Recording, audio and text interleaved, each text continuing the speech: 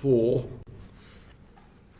Order. Welcome to the Treasury Select Committee on Wednesday, the 6th of November 2024. And we're delighted to welcome, the first time for this Treasury Select Committee, the Chancellor of the Exchequer to explain and answer questions about last week's budget.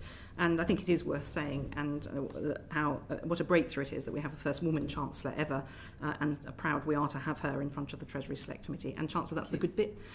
So take that, because we're going to then move into questions. And the Chancellor, the Right Honourable Rachel Reeves MP, is joined by James Bowler, the Permanent Secretary at the Treasury, and by Will McFarlane, the Director of Strategy, Planning and Budget at the Treasury, and by Conrad Smewing, the Director General for Public Spending, and who's also the Joint Head of the Government Finance Function at the Treasury. So warm welcome to you all.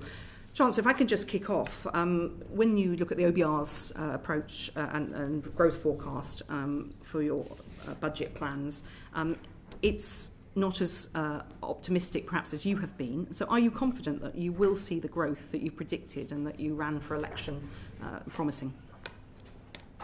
Well, thank you very much, and it's a real privilege and a pleasure to be here today to take questions from your committee. Growth is the number one mission of this government, and something that we are determined to deliver, because in the end it is economic growth that drives up living standards and ensures that we have the money both to keep taxes down and to invest properly in our public services. The forecast from the Office for Budget Responsibility shows an uptick in economic growth in the first couple of years in the forecast before it starts to fall back a little bit. But then over the longer term, the Office of Budget Responsibility says that if we keep capital spending at the levels that we've set out for the duration of this Parliament, that could lift economic growth by 1.4% by boosting the supply side capacity. Now, that is the first time that the Office of Budget Responsibility have looked at economic growth prospects beyond the 5-year period of the Parliament. And I think that's really welcome, because there is a tendency, I think, for politicians for whichever party to take decisions that can affect outcomes in one Parliament rather than looking to the long term. And part of what we spoke about in the election campaign about country first, party second is about putting our country on the right path for the future, which is why unlocking that capital investment is so important. But am I happy with the growth profile for this Parliament? No, I'm not. I want growth to be stronger. I want it to come through faster. And crucially, I want it to be felt by families and businesses up and down the country. And we've got policies in train to deliver that economic growth. You think that your policies will trounce the OBR's growth forecast? Well, that's certainly our ambition. And you had Richard Hughes and the Office of Budget Responsibility team here yesterday, and I want to thank them for all of their work that goes into the forecast process. And I think that they said to your committee that one upside to their growth forecast is the planning reform that we have begun work on. So on day 3, I think it was, of being Chancellor, I gave my first speech at the Treasury where we started the overhaul of the planning system. So we called in a number of planning decisions. Let's stop you there, because of course you've announced that. We'll come into that in a bit more detail. But what they were just to be clear about what they said is that they couldn't factor that in at this point because it's too early days. So you're saying us very clearly and boldly today that you are very confident that the changes in planning will bring growth in this Parliament at a higher rate than the OBR. Yes, and the OBR said it was an upside risk to their growth forecast. But we're only less than 4 months when the OBR put together their forecast into this new government, and we've got more work to do to deliver on that growth mission. But when I talk to businesses, big and small, they say that the two things that are most important is, first of all, bringing stability back to the economy. Well, this budget brings stability back. We've drawn a line under the sort of chaos and instability of the last few years. But second, they want planning reform so they can get things done. We can get Britain building again. And that's what our plans for growth hinge on. And that's what, now that this budget is sort of out of the way, like the Treasury is not just a department for delivering budgets. It might have felt like it the last few years, the number that you went through, but the department is about so much more than that. The department is about driving economic growth and prosperity in all parts of the country, and planning reform, as well as pensions reform, skills reform, our devolution agenda, are all about securing that number one mission of this government. That's a strong plan. Did you want to come in?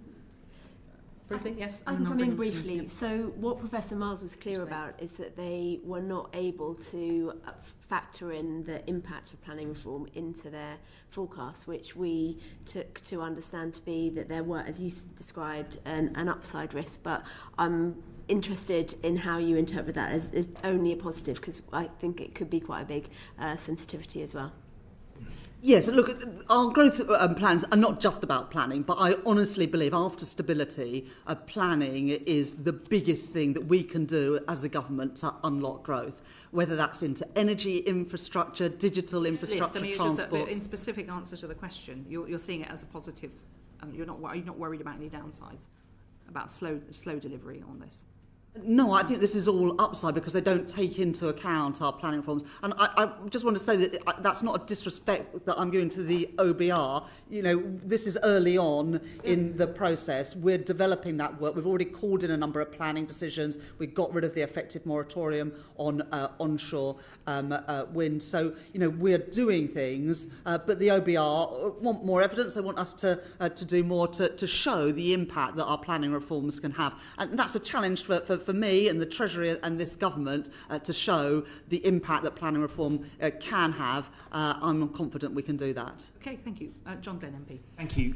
Before I ask my questions, I would just, on behalf of my party and personally, like to congratulate you on securing the position of Chancellor. Having worked for 4 Chancellors quite closely, I know what an exacting role it is, and whatever questions I ask, I have respect for you in getting to this position. Can I ask you about the news today from the US and the implications of it for growth? Because Goldman Sachs have cut their expectation of growth next year from 1.6 to 1.4% for the UK economy, citing potential tariff risks. And I think the EU too. EU officials are forecasting a reduction in EU exports to the US of 150 billion euros. 10% fall in the value of the euro and a cut in GDP of Germany, for example, 1.5%. How do you accommodate that in your plans going forward? And perhaps just link to that, if I may, Chancellor, in terms of could you clarify what is the UK's growth target? It's been variously, I think, expressed as 2%, 2.5%, 3%. It would be useful for the committee if you could tell us what that is.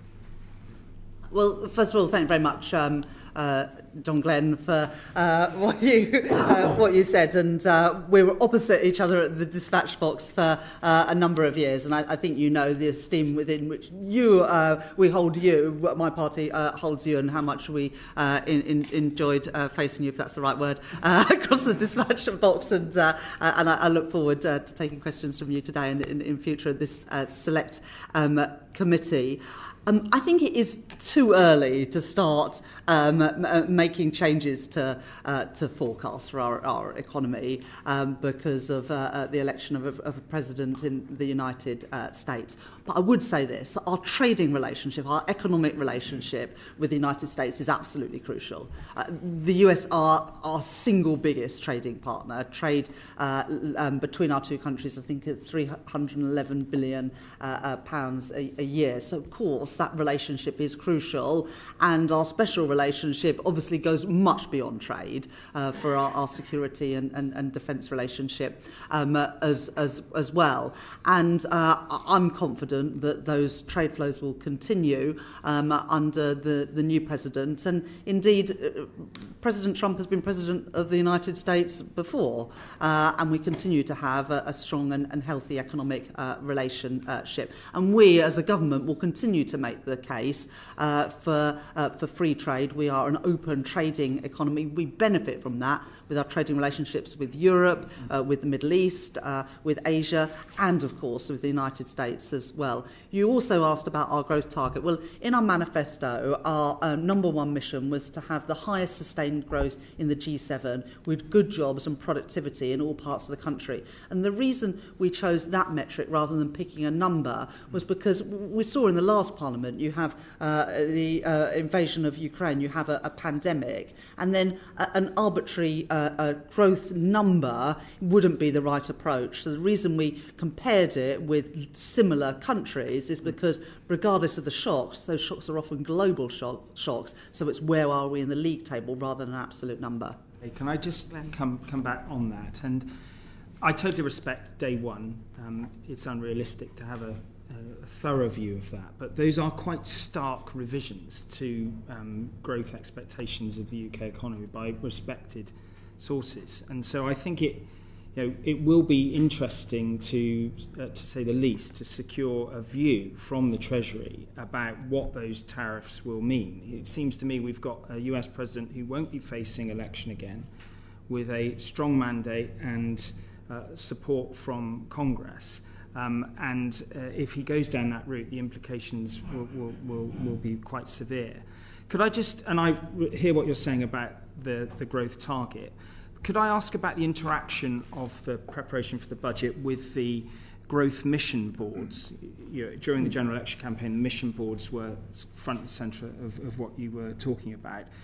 Did they meet to consider the package? Is there a sort of a remit and a schedule for those mission boards in order to secure the execution of what you're trying to secure? And obviously, if you don't know now, you could write to the committee.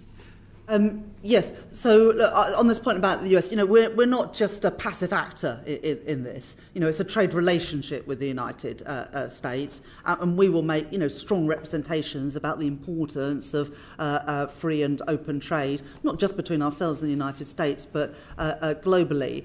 And the US also benefit from that access to free and open trade with us and other countries around the world, and it's what makes us richer as societies to benefit from that. I might be sympathetic to that, but is it realistic to influence a president who's so set on a course that is so well defined? Oh, well, look, we've got another a couple of months before the inauguration. Obviously, we will begin those conversations. We'll prepare for different eventualities, but I absolutely do not want to sound in any way sanguine. On the other hand, I am optimistic about our ability to shape the global economic agenda as we have under successive governments.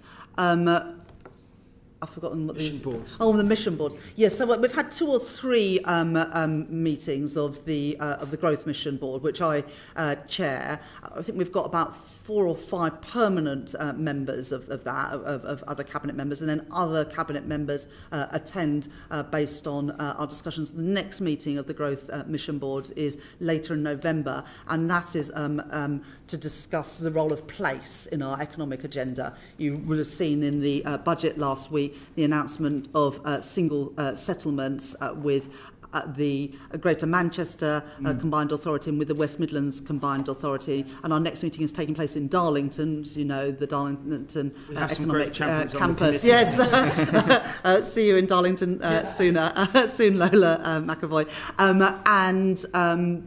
We will make sure at that meeting that we've got representation, for example, from our mayors, because delivering growth is not just a government mission, it is on our national mission, and we know that we cannot just deliver growth from Westminster or Whitehall. We've got to engage business leaders, local leaders in that, which is why we're meeting not just in London, but around the country and involving key actors. In fact, actually, the last meeting we had the chair of the National Infrastructure Council, our Growth Mission Board. I did not take the Growth Mission Board through a detailed account of what was going to be in the budget. That wouldn't be appropriate. But in terms, I set out the 7 pillars of our growth strategy in the budget last week, and obviously the number 1 pillar is stability. Those 7 pillars are something that we work together with the Growth Mission Board to develop. Thank you. Thank you, Thank Chair. you. Thank you very much, Mr. Byrne. Harriet Baldwin, MP. Thank you, Chair. And can I add my congratulations on your appointment and appreciate, as you will, just how much power and responsibility you have now, particularly with 400 MPs to vote through any measures that you wish to implement. And I recognise the fact that one of the aspects of the financial world that you don't control is the markets, though.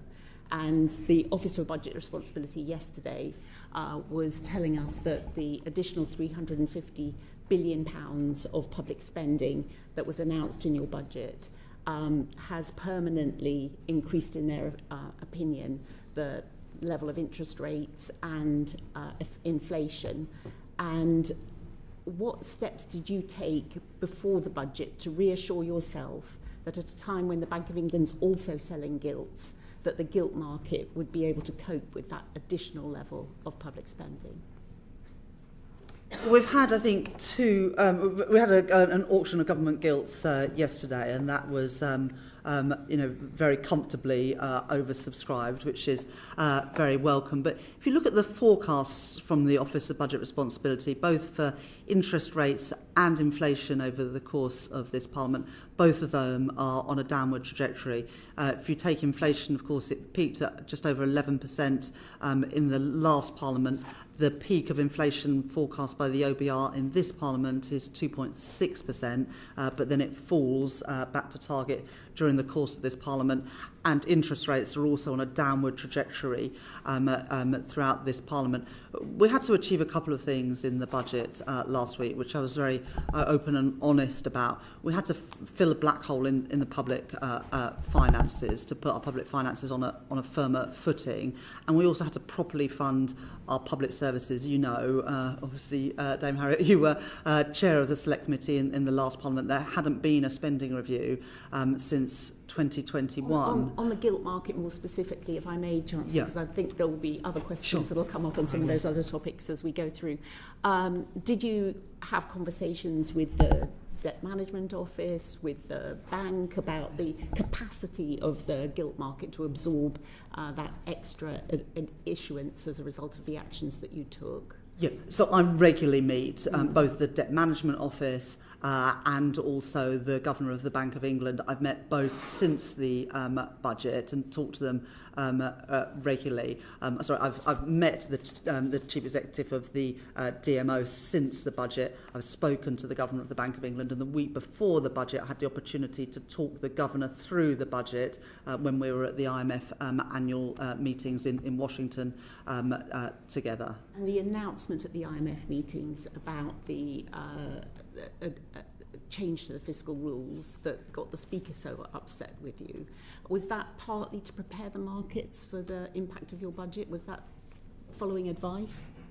So in the election campaign and in the manifesto, we set out the 2 fiscal rules. The first to balance day-to-day spending with tax receipts, and the second to get debt down as a share of our economy. But I do take very seriously the importance of ensuring that markets understand government policy and the profile of government borrowing. So I thought it was useful ahead of the budget on advice to give some more information, but not to set out the fiscal rules ahead of the budget. It was right that we set out the measurement of those rules, also the path to meeting those rules at the budget, which is what we did. Chair, I'll come back later if I may. Yeah, thank you. Chris Coughlin, MP. Thanks so much, Chancellor, for coming in, and congratulations on your appointment as well.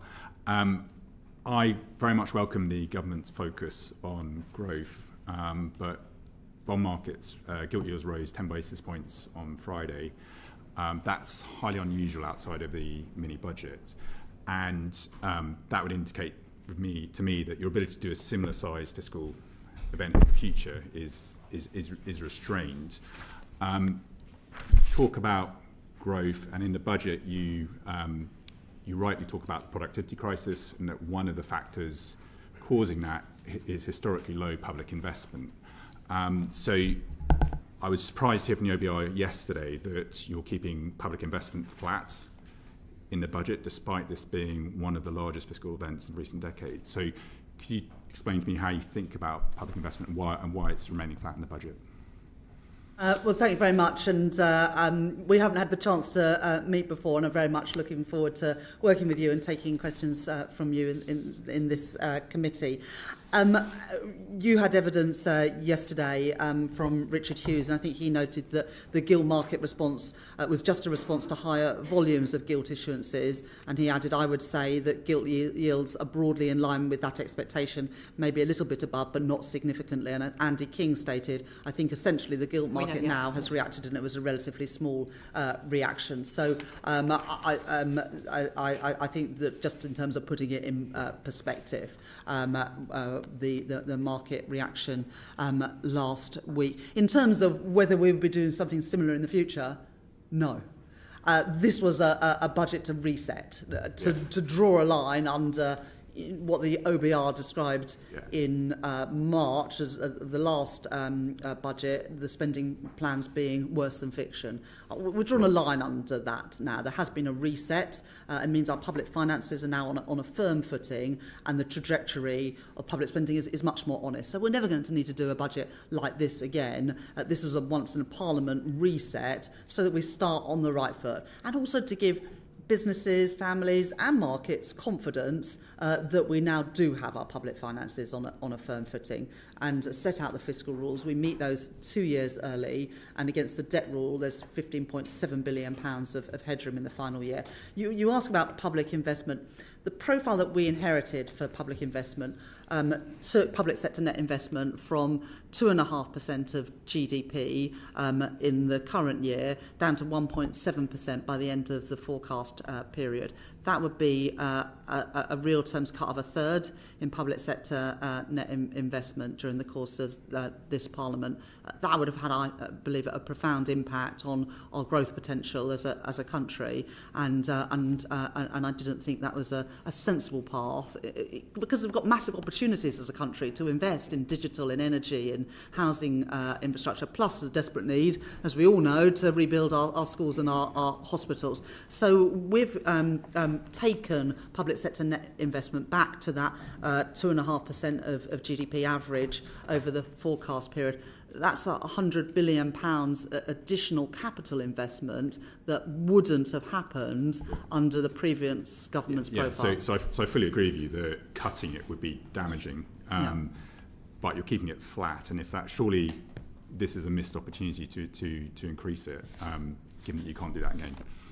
Well, so I'd just say a couple of things. We're keeping it flat as a share of GDP, so it's growing in real terms over the course of this Parliament, in line with GDP. It's £100 billion additional investment. I think that is the responsible path. There's obviously guardrails on our investment rule around how we can invest that money, but I think that is the right approach. Sure. And just on the quality of the public investment, so many economists such as Paolo Saruca at London Business School think that mission-orientated, very specific targeted R&D is the most effective way to use public investment to crowd in private investment and help address productivity. So I was really pleased to see that in the budget, but I was very disappointed to see that you're spending 25 million on that out of 70 billion. So obviously there is a big R&D number overall, but if you could talk to me about how you think about R&D and using that as a way to boost productivity. The R&D budget next year is £20 billion. That's a significant investment in research and development. And in the second phase of the spending review that we will set out in the spring next year, we'll be setting 10-year budgets for R&D and other capital spending to give that sort of longer-term certainty. On Friday last week, so just after the budget, I went to the Cambridge Biomedical Science Park to meet the US business, San Francisco-based business Prologis, who are investing £500 million in that science park, creating over 2,000 jobs there.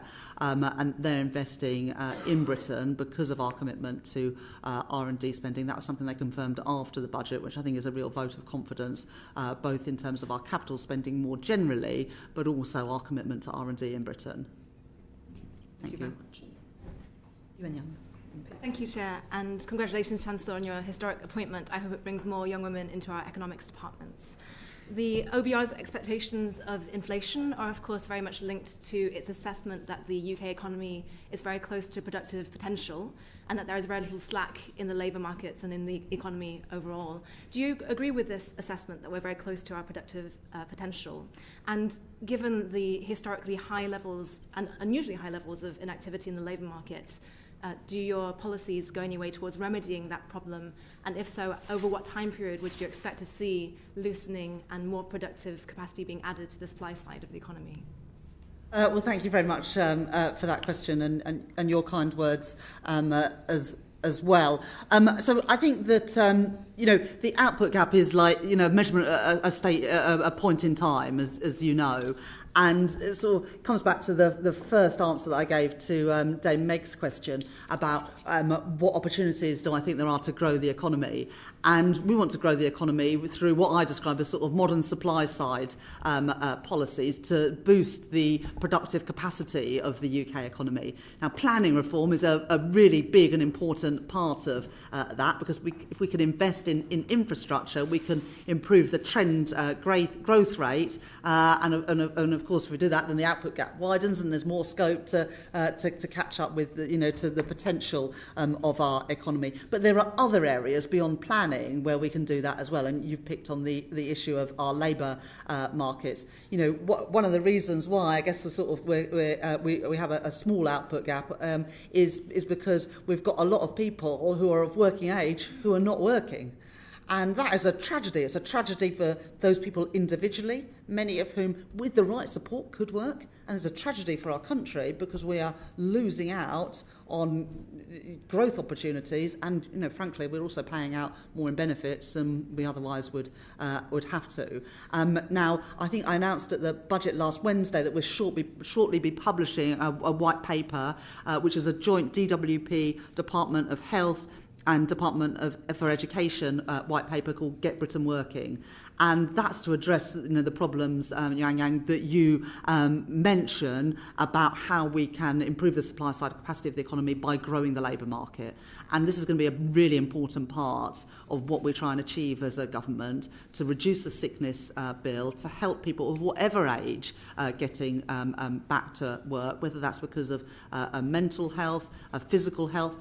Part of the reason for the £22.6 billion investment into the NHS over the next 2 years is to try and reduce those waiting lists and get more people into work. And one of the reasons why we've made that commitment around more mental health support in our schools and in our communities is to try and help more people get back to work and live the fulfilling lives that I believe that work offers. And so we'll be publishing more details in a couple of weeks' time in that white paper. But I think it's something that across all political parties we can agree that everyone who can work should work. The government has a role there by making sure that support is in place to get people back to work. But it can have a huge impact on our productive capacity as a country. Thank you, Chancellor. And over what time frame would you expect that the OBR could revise upwards then its expectations for growth, or revise downwards its expectations of inflation? Do you think that would be what you might expect in response to your policies in health and social care and so on paying off?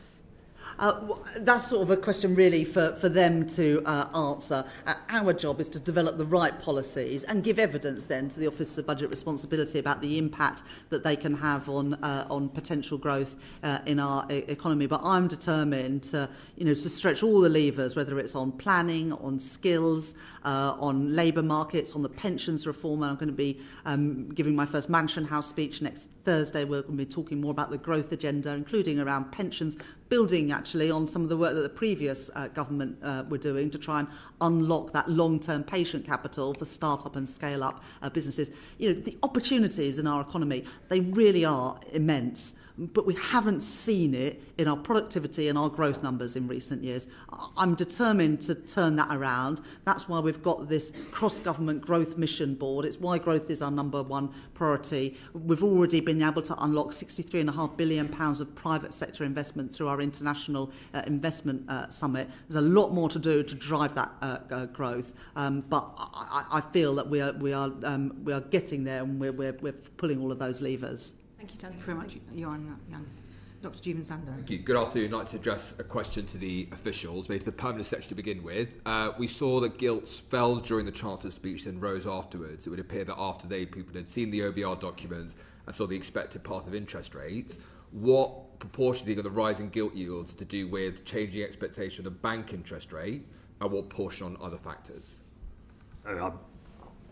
I'm absolutely not going to give a running commentary on the market movements, and that would be consistent with my predecessors and the right thing to do, because I don't know what the answer to your question is, and nor would I want to consider. But look, I'd merely echo what the Chancellor said.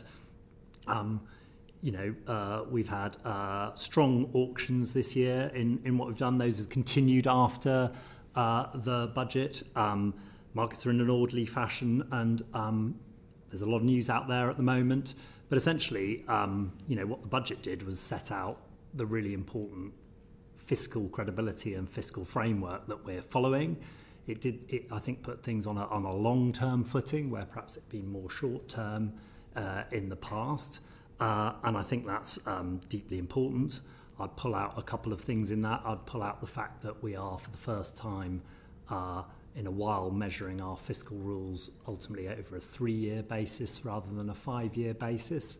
And I think market participants and others had been critical that we'd said, for example, we'd deliver on our fiscal rules but never quite got to a rolling 5-year average. And I think the right thing for us to do is to set out our remit, set out our fiscal credibility, and do that. But I'm not going to get drawn into giving a running commentary on the markets, if you don't mind. No worries.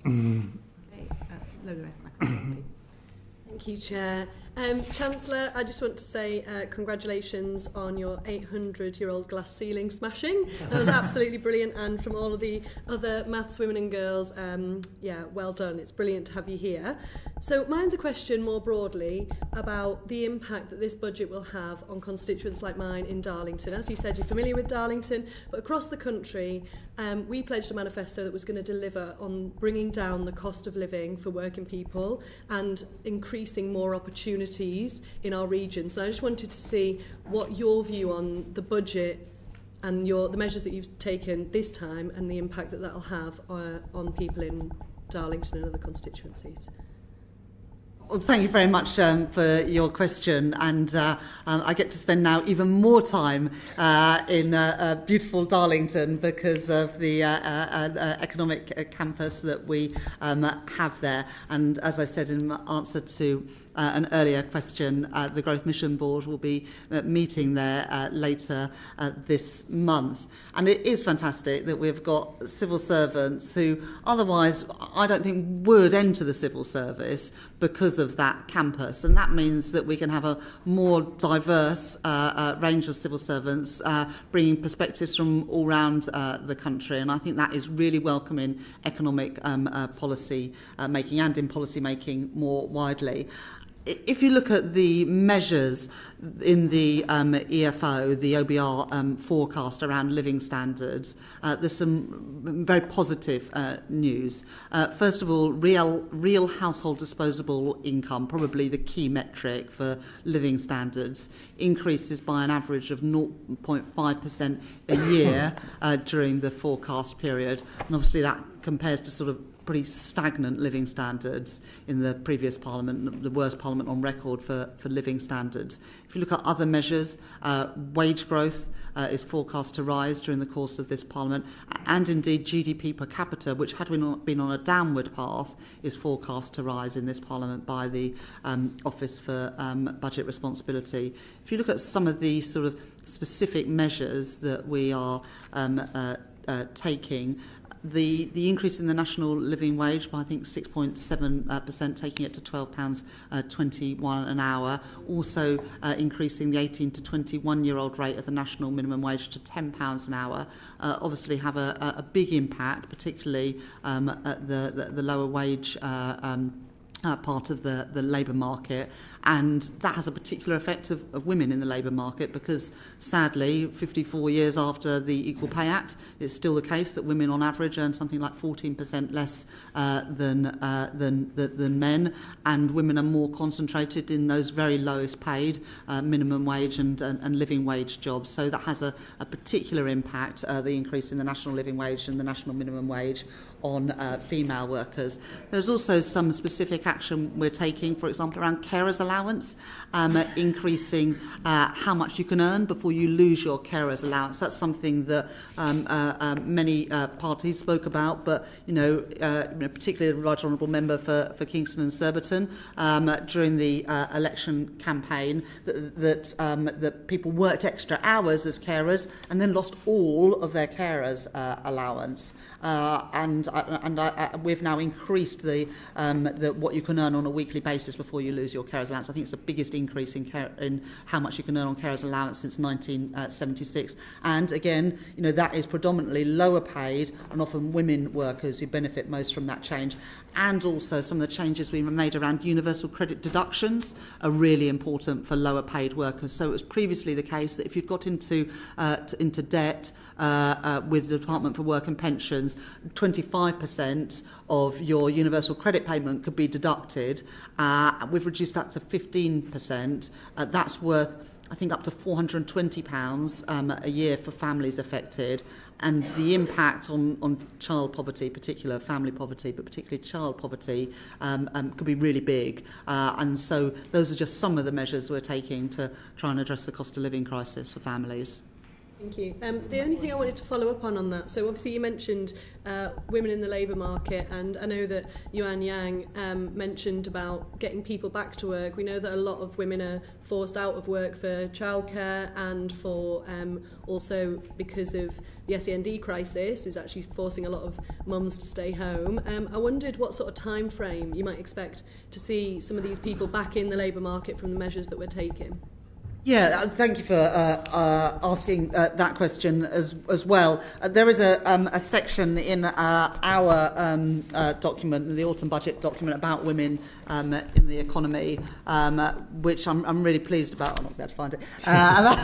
About the impact that our policies are having in terms of women in the economy. And look, it is still the case that women still do the majority of childcare in our country, and so measures around childcare do have a particular impact on women in the labour market. We've increased by £1.8 billion the amount we're spending on childcare, taking that to £8 billion to try and improve both the quality and the availability of childcare, to give children a really good start in life, but also to give parents, and particularly mums, a chance to get back into work. But also a commitment to roll out breakfast clubs at primary schools. That's going to be something that we're rolling out to all primary schools from the next academic year, but we want to get started on this because we know what a big impact it can have, both in terms of children's development, but also the ability of parents, particularly mums, to work some extra hours every week. And we've put more support, almost £1 billion, into special educational needs, which I think the Prime Minister said it today at Prime Minister's Questions. It's the fifth Prime Minister's Questions in a row where a backbench MP has raised the issue of special educational needs from all political parties. We all know from our postbags as MPs how much parents struggle with support for some of the most vulnerable children.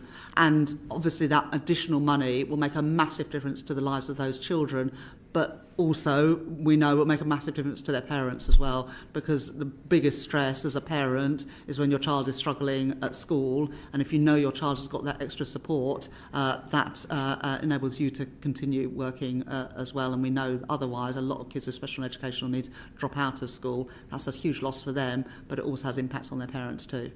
Thank you very Can much. I just ask about how the Treasury will be evaluating the impact of these in economic terms? So when Parliament's looked at childcare before, for example, evaluating whether it's actually getting parents back into work is something that sometimes can be missing.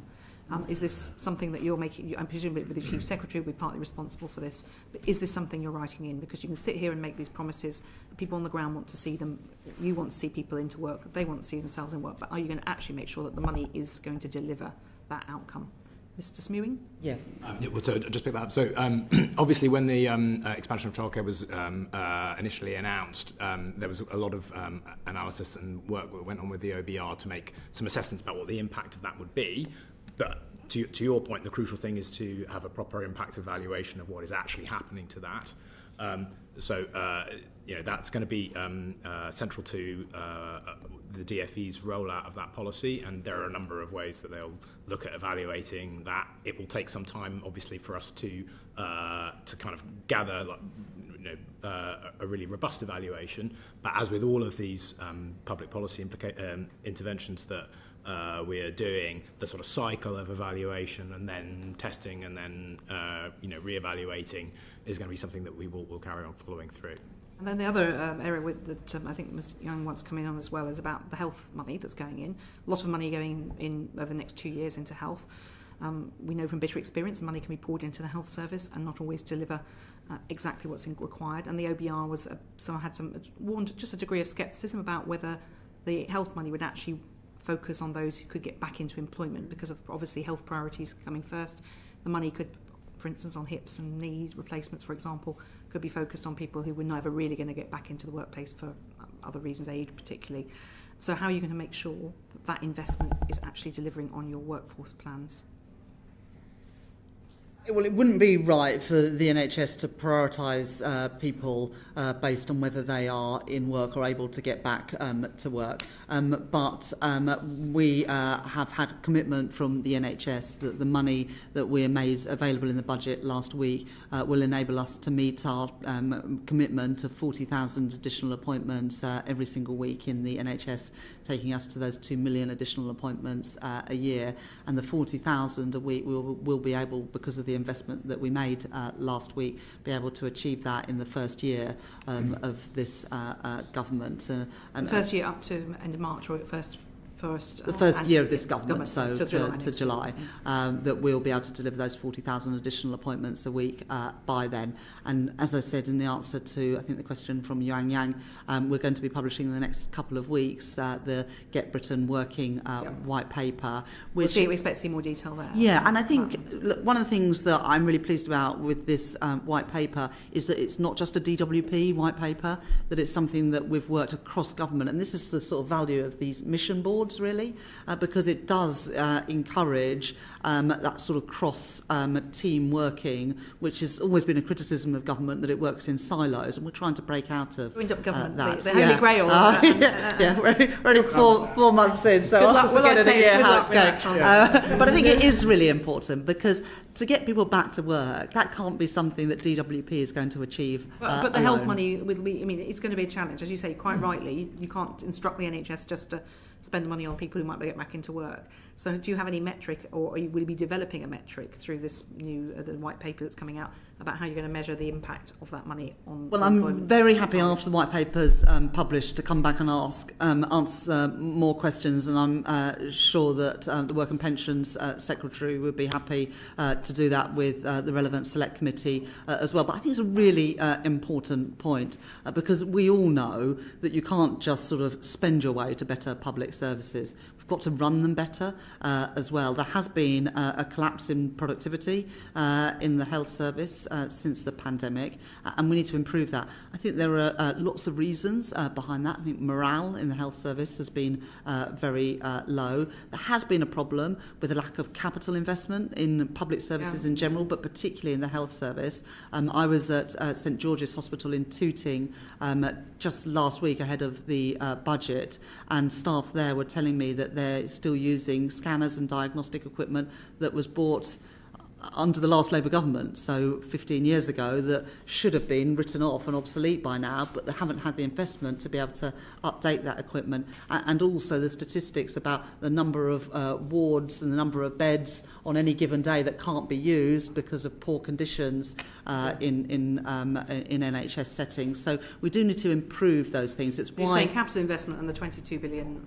Yeah, so the £22.6 billion is day-to-day spending, yes. But we've also announced £3.1 billion additional capital investment next year in the health service, and that is really important because unless you're working with modern diagnostic equipment and you've got NHS settings able to provide healthcare, you're not going to get value for money. That's not the whole solution. I think using digital much more rather than analogue. Dangerous handing out the health secretary. But I expect all of us, all of us who use the NHS would have had in the last couple of months, either ourselves or our children, a letter that comes through the post from the NHS. I think they've probably got our emails. We need to make sure we're improving the use of technology to reduce costs and indeed to improve service to patients. I would just say that some of us around the table have seen money going into the NHS, and I'm sure the Treasurer will be watching it very closely. Maybe Mr McFarlane can enlighten us on this, and I'm going to bring in two colleagues. It was less specific to health, Chair.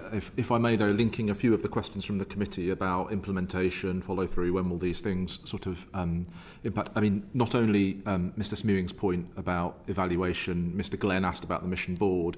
The Chancellor has established the Growth Delivery Unit in the Treasury, specifically focused on these sorts of announcements and how they are followed through the system, and that will be kind of reporting in real time in how these things are being followed through, linked to the growth mission, but very much the announcements in each budget, and how they will then be delivered. We may have that team in front of this committee. And indeed, one fiscal event a year to mean that we're not just in constant policy development, we're actually in delivery mode. You look almost relieved, Permanent Secretary. Praise. One way of getting your Permanent Secretary on side, Chancellor, is reduce their workload. I was going to bring in, I think you and Yang had a very quick point, and then Mr Glenn. Very briefly, Chancellor, just to go back to the question of timeframes. When you look at the scale of the problem of the post-pandemic scarring of the labour markets, do you see this as a kind of 1-2 year problem? Is it a 5-year problem, or will it take longer than that to really start to heal?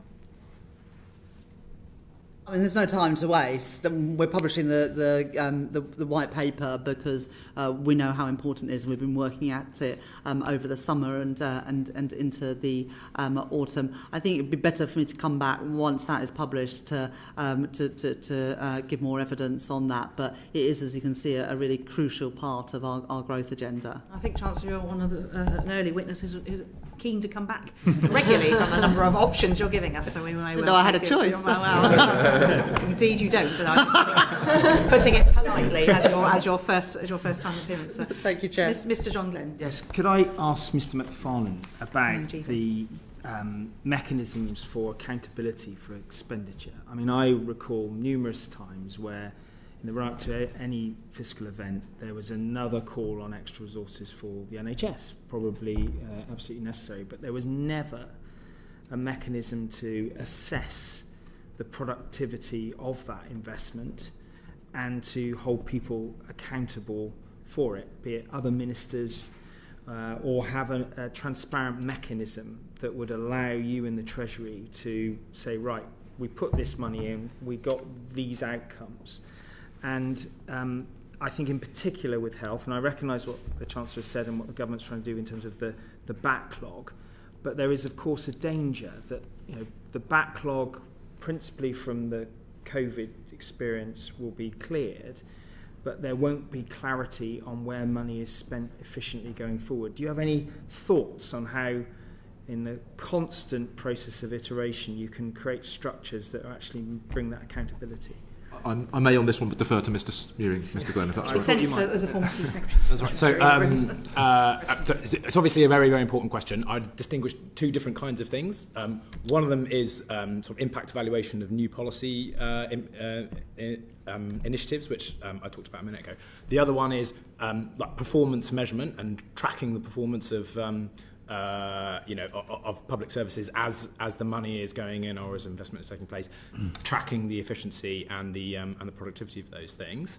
The government does have, as I think you'll probably know, the sort of government efficiency framework, which is a good way of conceptualising the kinds of questions of interaction between input, output and outcome that you have in monitoring public services. I do think that in phase 2 of the spending review we'll want to be refreshing that performance framework really in particular in a world where we are looking at missions which are bringing in a broader number of areas of public spending which all impact on the same outcome. Like thinking through how you can properly measure and track how the policies that we're implementing are having impact on that, I think is a really important thing for the next spending review. So I guess that would be. Does that mean that you will require bids in the spending review? Well, maybe it's for the Chief Secretary, but I guess Mr. Smewing here in his place in the sense that they will have to add evaluation into every project. It's been in the case in previous spending reviews, and I think we will do the same in this spending review. That particularly for kind of new initiatives, it's important to build in the evaluation from the beginning and have a robust evaluation. It's a rounding error, isn't it? It's a cost to pay for an evaluation. So that's going to be an absolute requirement. Won't get across the line for us in the spending review unless that's robustly included. I think it's going to be a requirement in any set of spending review guidance that people set out how they would evaluate the spending they do. The one little bit of me lives in hopes that it will actually deliver. The cynic in me, after a decade, says it still might be challenging, but at least that's an important step. Thank you. Just on that one very quickly. Very, very good. If it's one sentence, it's Dr. Sanders wasted. Smewing, sorry, forgive my ignorance. So were there not effective evaluation matrices in before this government came in? So there has long been a set of frameworks which are place requirements around producing valuation of public policy impact. I think as the sort of chair was indicating, it's not always the case that those frameworks are sort of followed to the letter, and I think there's a very important role for the Treasury in providing the kind of demand signal for robust evaluation to the sort of broader public sector, both by setting out the kinds of requirements that the chair was referring to, but also taking that evidence and using it and responding so that if the best impact evaluation evidence suggests that this policy is working and this one is not, you shift resources across. Yeah, so it doesn't just go into a filing cabinet after the meeting. Exactly. Yeah. Okay. Challenges taking the projects away from people, but yes, Prime Secretary. I mean, the only thing I'd be very, very keen for this committee to be supportive of is, as we go forward, as we go forward and we try and change the way we do things for the better by learning what works and what doesn't work, then you need to change things. You need to stop some things. Exactly. As you start some other things, you need to do the things that work more and the things that don't work less. And, that just absolutely has to be at the front of a reform agenda going forward, not least because, it isn't the case that additional money is going to be the answer to all of these things. Have you heard me say that before? Yeah, indeed. And I think many governments are challenged to say no to things, but we have the Iron Chancellor. Is that what you're called nowadays, Chancellor? One of the things that we're going to be doing... has no in her lexicon, I think. One of the things that we're going to be doing, Chair, is a zero-based review for every department as part of the next phase of the spending review, which I think is really important. Obviously, we did phase 1 of the spending review last week alongside the budget. And to be honest, that was quite a quick spending review, and it had to be because we didn't have any spending allocations beyond next March. And so we had to get that done this autumn to give departments a chance to prepare for the next fiscal year. But I think we could do better in phase 2 because we've got longer to do it. We'll be kicking that spending review off shortly. But that spending review will be much more bottom-up with the zero-based review to do exactly what the Permanent Secretary has spoken about, to get that prioritisation. Is that a warning that some things may be dropped Well, and so they should be. If things are not priorities and other things are greater priorities, we should put more resource and more time and effort into things that are priorities. But that requires difficult decisions because obviously there will always be understandably vested interests to defend the things that already exist. You're saying you're not afraid to take on vested interests among colleagues in the Cabinet? Well, I think we absolutely have to be, but also these things have got to be led by departments. They shouldn't be led by the Treasury. If a department does a zero-based review and has a hierarchy of the importance of things, then surely you'd rather get rid of some things at the bottom of your list to be able to do more of the things at the top of the list. And you can't start doing new things when you've now set the spending envelope unless you stop doing things that are less of a priority. Very clear. Thank you very much. Dr. Sheehan-Sanders. Thank you very much. Good afternoon, Chancellor. I want to associate myself with the remarks of other people and the committee of being the first female Chancellor. I know how much it meant for the British Indian community to see a previous Chancellor stand up. I'm sure many young women and girls felt the same as you gave your first ever budget. I want to ask specifically around long-term investment and growth out of your budget. You set out Securenomics as your economic philosophy about secure foundations you need. Can you set out in this budget how it began to build long-term secure growth for the United Kingdom? Well, thank you very much for your question. So Securenomics is about building strong growth on stable foundations. I guess the most important thing there is bringing back economic stability, because we know that a lack of certainty about the path of economic policy creates that sort of instability that inhibits investment. But also part of Securenomics is about ensuring that the economic growth, that our economy is more resilient to shocks. And I think we could all agree that the last few years has been full of economic shocks. And the problem is when those shocks come along, how resilient is your economy to withstanding them? And I think during the sort of the global pandemic, we found ourselves very reliant on supply chain, very long and complicated supply chains, and found that we were very short of essentials. When Russia invaded Ukraine, we found that although we had invested in renewables, we were still very, very reliant on oil and gas from overseas and to those global markets. And the idea of Securenomics is about trying to build more resilience into the economy. I guess the sort of best example would be around what we're trying to do on energy policy. Now, there's a number of things we're trying to achieve. We're trying to reduce people's energy bills. We're trying to bring more good jobs, because it is obviously a massive growth industry. And it was interesting when we did the International Investment Summit and we got that £63.5 billion worth of investment. Such a large part of it was in low carbon, zero carbon energy. That shows that it's not just a priority for this government, but it's a real investment opportunity and priority for international investors. And then the sort of third part of that our energy policy is about ensuring greater energy security, so we are less reliant on other countries around the world for our basic energy needs. So I think that's sort of the best example I can give you about what Securenomics means in practice. It's about building a stronger and more resilient economy in face of the shocks that we all face. Yeah, and thinking forward to future fiscal events, a more secure economy is very good. I want to associate the Chair's remarks about how what gets measured gets done.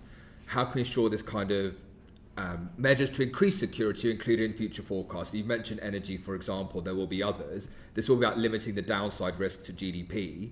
My concern is it's not going to be inside future growth forecasts, but that builds more secure foundations.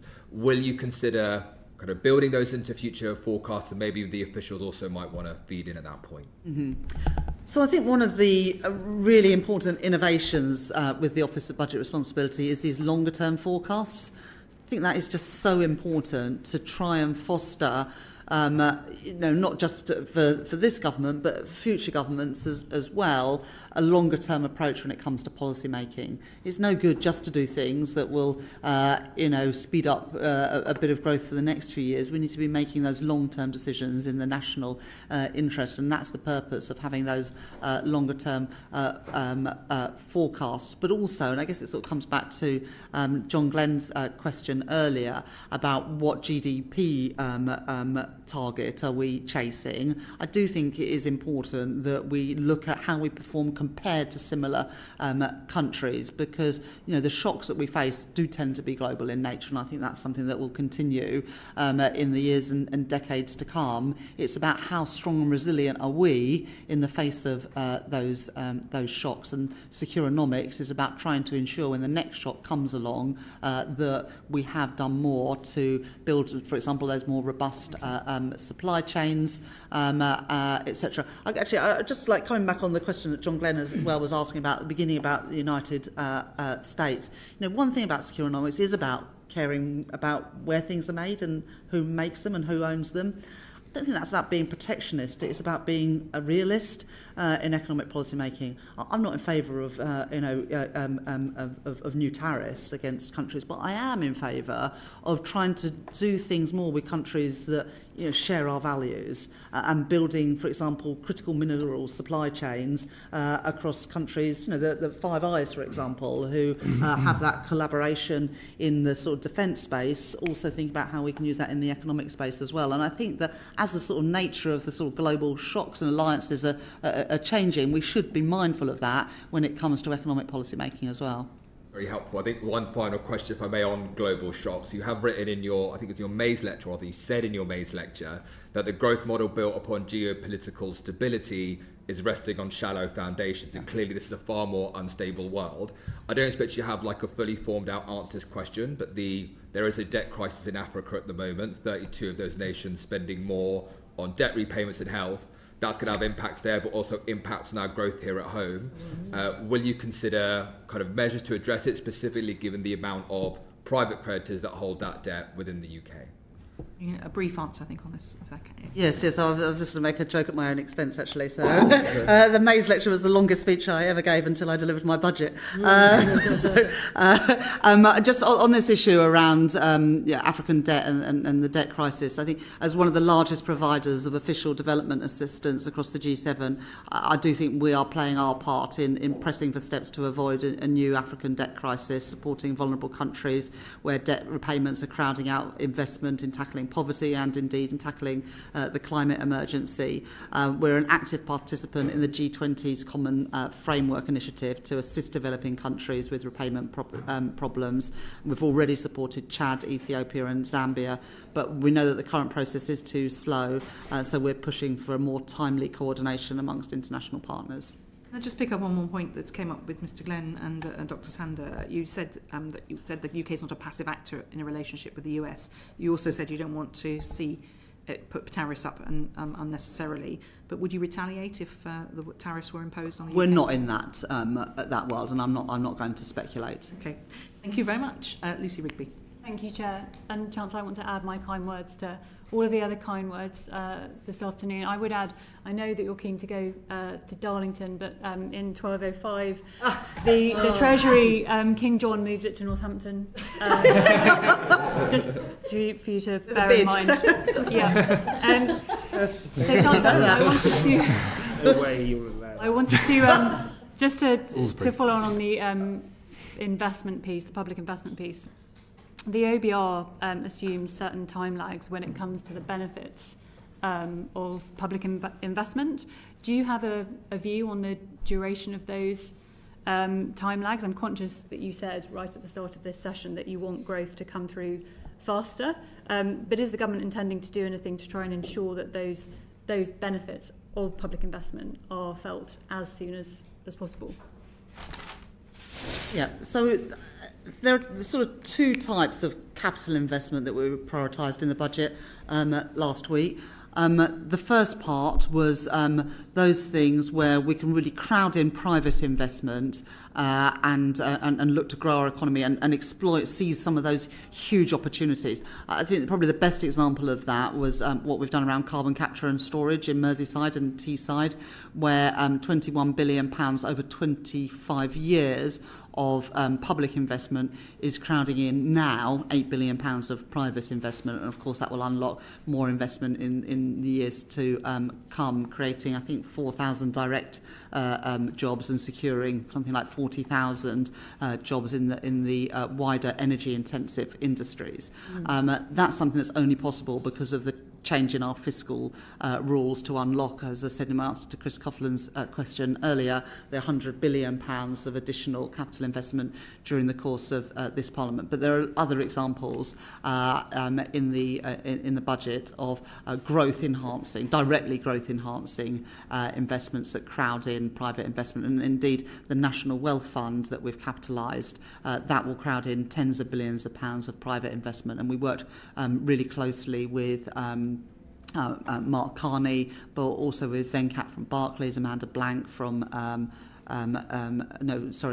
with Venkat, with L&G, Antonio at L&G and others, to develop the National Wealth Fund in a way that does crowd in that private money, which is really important. So that was part of what we were doing on the capital side, and the other part of what we're doing on the capital side is renewing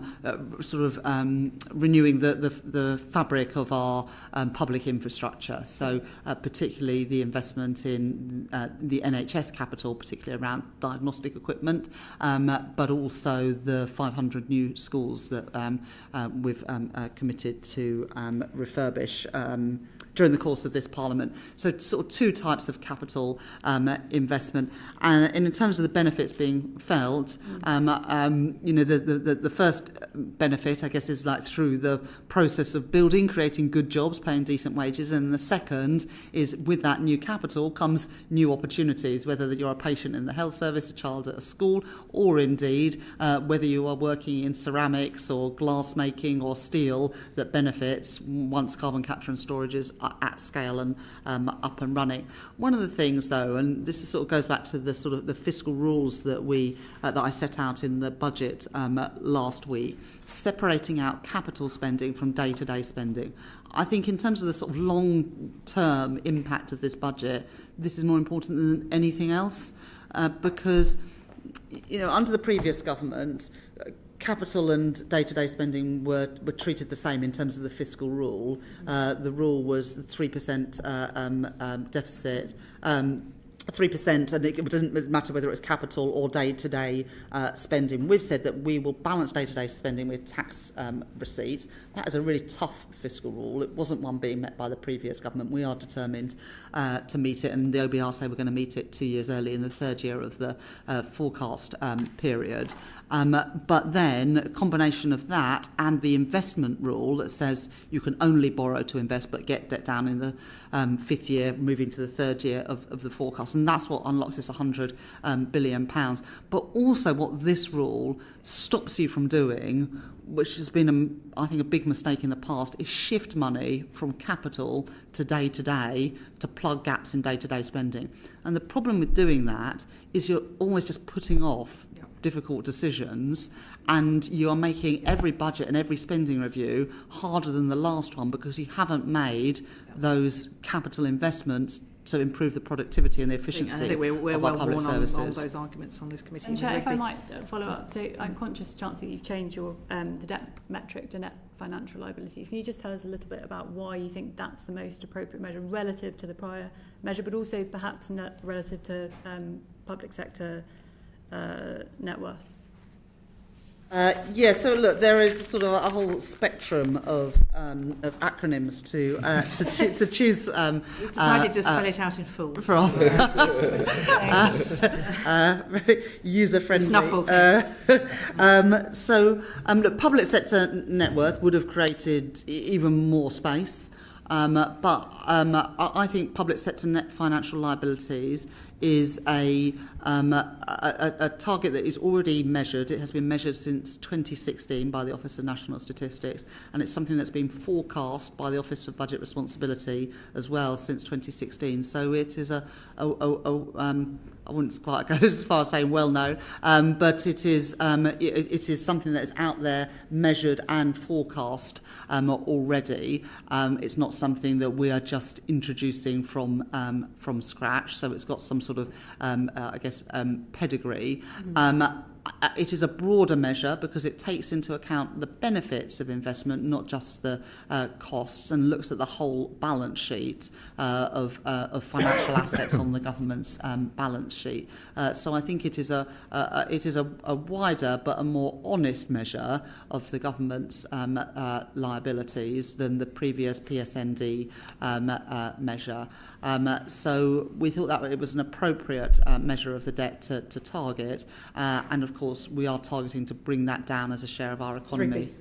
And just to follow up on that, Chancellor, I'm conscious you've also got your financial transaction control framework.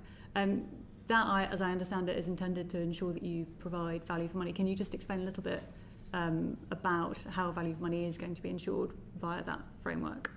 Yes, so there's a number of what we call guardrails around the investment rule, getting investment, public sector net financial liabilities, public sector net debt for short, down as a share of GDP. So first of those guardrails is strengthening the role of institutions to improve infrastructure delivery, which I know is something that the Chair has spoken about on a number of occasions, with the creation of the new National Infrastructure and Service Transformation Authority. So that's about ensuring that we improve infrastructure delivery to get better value for money. The next is about ensuring greater transparency and oversight, and so the National Audit Office will do annual audits of government's investment through CDEL.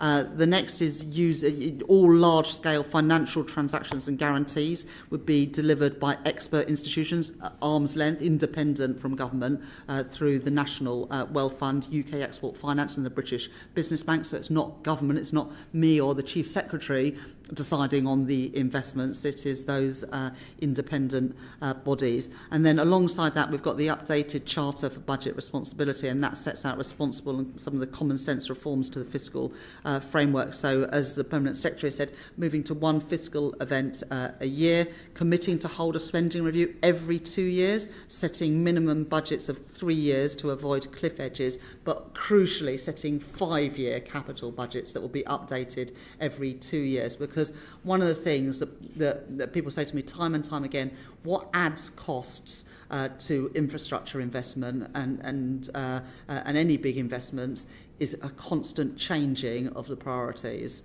And so setting those long-term budgets, I think, is really essential for getting better value for money for government investment.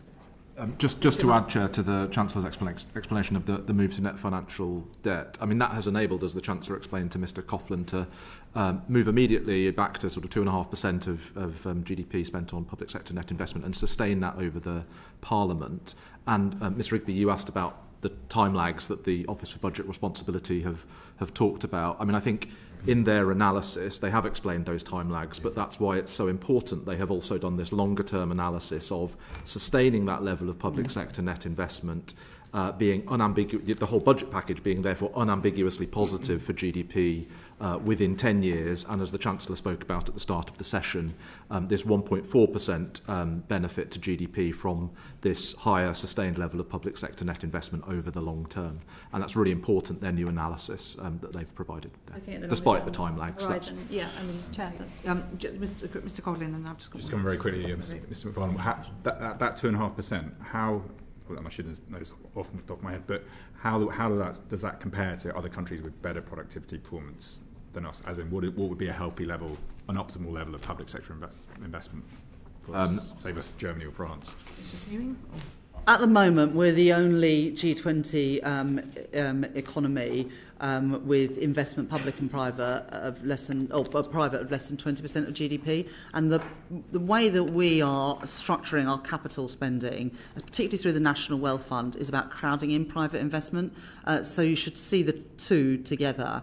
And that's why what Will McFarlane was saying is really important, that what the OBR forecast, and this is chart 3.3 in their EFO, it's about crowding in the private investment, which is really, really crucial as part of what we're trying to achieve. I was just going to jump in with not the international comparison, but the historical comparison. So that 2.6 compares to an average between 1997 and 2023 of below 2%, maybe about 1.8% of GDP. So it is significantly higher than public investment has been sustained in the UK over the last 30 years or so. Okay. One of the challenges about the new debt measure is that it could incentivise loans, being more loans in policy than grants. Is that something that you care about? What are you doing to guard against it? Does it, how does it matter? Who wants to take that? Mr. Smewing? Right. So I think the first thing I'd say on that is that is a feature, not a bug. So very clever. If you have two policies which can both support a particular public policy thing, and one of them returns cash to the public sector in future and the other one doesn't, you should have some fiscal rules which take account of that. And so that is a sensible thing to do. What I do think is important to emphasise, as the Chancellor was saying earlier, are the guardrails around the quality of the loans that you are making. I'd say two things on that. The first is we're maintaining the Treasury's control framework on other departments on financial transactions, so that will all still be considered in the spending review. If those are loss-making transactions, they'll impact on their resource budget. So that will all still be in place. As the Chancellor was saying, having expert independent bodies in the centre, like the National Wealth Fund, who can make those sorts of loans and are being properly audited and are reporting transparently on how those loans are performing, is a really important guardrail. Thank you. I'm going to go to Mr. Glenn, and then I might come back. Could I ask the Permanent Secretary, Mr. Bowler, about the interaction with the OBR and whether anything changed in the interaction with the OBR between Treasury officials and OBR officials in the run-up to the March fiscal event? Was it any different to anything previously? So the thing that changed is that we found out that the way we were forecasting debt in the coming year didn't work, and the way we found that out was that previously, through the OBR's existence, we had taken a top-down approach to forecasting DEL. So we essentially gave the OBR a number. We didn't do a bottom-up approach, so we didn't do the sum of all of its parts. So we treated DEL slightly differently. DEL was controlled by is a decision of the control of the government, unlike tax, unlike AMI. So we did it differently.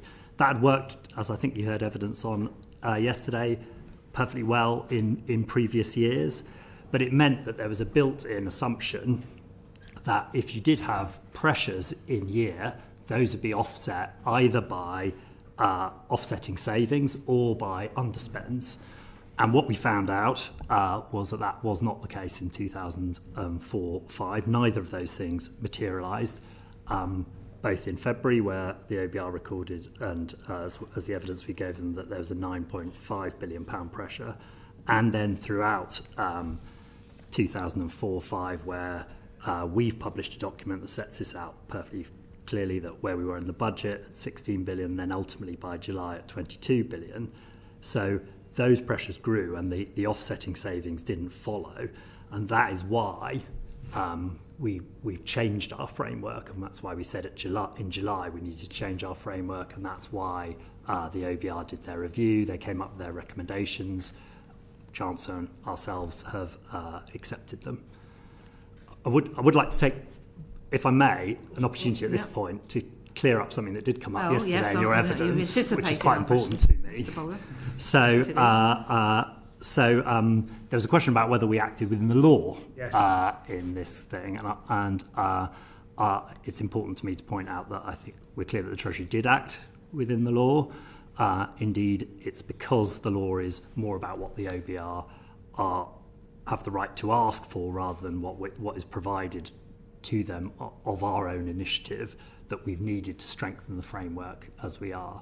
But I hope I've set out what happened there. I think the evidence you got yesterday was that the way we did things worked for the process of up to 2004-05, but it didn't work for 2004-05. And one defining... 24-25. Yeah. So sorry, thank you.